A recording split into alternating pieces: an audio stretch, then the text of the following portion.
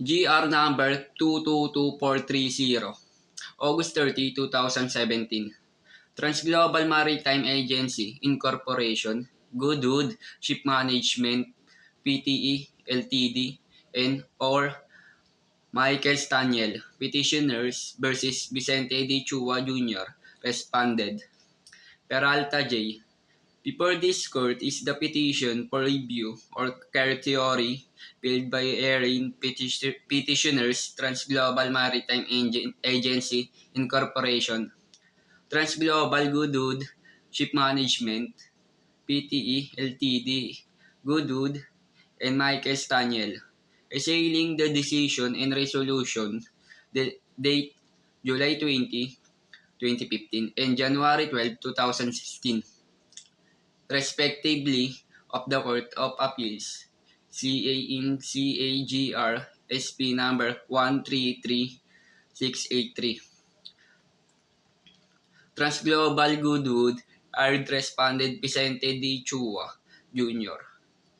As able seaman and upboarded MT Wawasan Ruby on October 12, 2011, as stated in the appointment letter date September 29, 2011.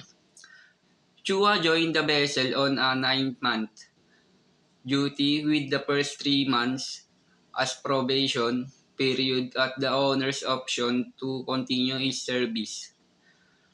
For fourth-year period of 6 months, subject to satisfactory performance on January 14, 2012, he was retired as able seaman under the following terms and conditions.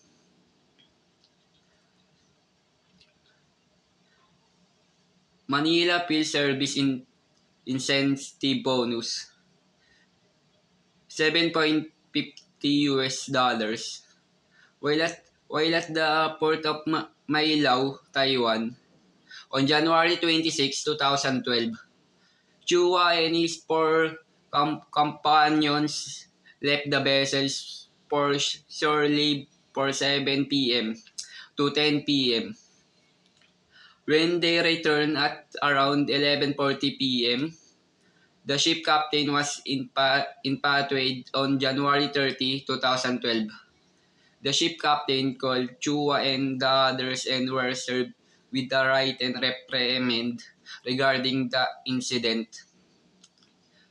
The written reprimand reads, "This is state that the above seafarer has been found to be in a branch of the shipboard discipline standard as outlined in the Ship Administration Guidelines. The seafarer returned to vessels only near pilot boarding time after midnight on being questioned for returning late. A.B. Chua started misbehaving in argument with chief officer in master presence.